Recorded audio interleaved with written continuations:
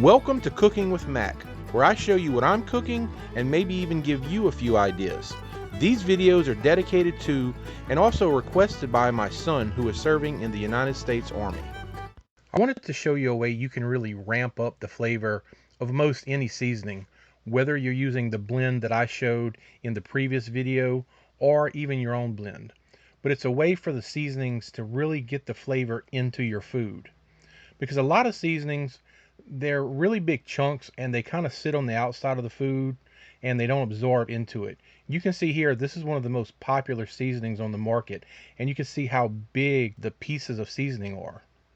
So what I'm going to do is I'm going to use a spice grinder, also known as a coffee grinder, because these are actually able to be used for spices or coffee. And we don't drink coffee, so I bought this specifically for the spices. But this is my seasoning blend, and like most of them, you can see it's fairly large pieces.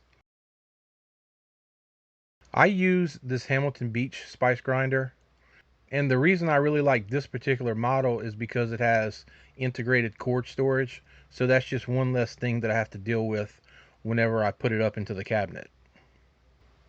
The cord easily wraps around the base of the unit when you're not using it.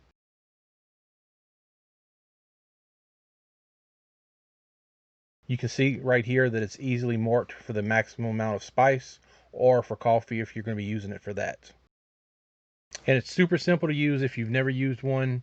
You simply pour your spices or your coffee or whatever you're doing in here, and you put the bowl back into the base, put the lid on, and you let it do its thing.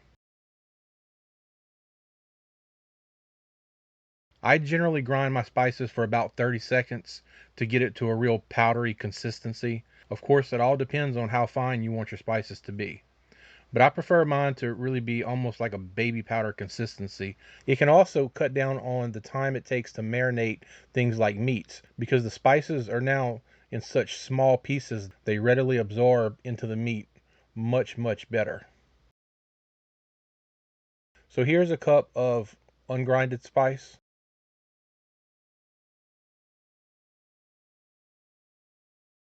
and here's a cup that I just ground. So not only is there a big visual difference, there's going to be a big difference in how quickly and how efficiently these spices integrate into your food.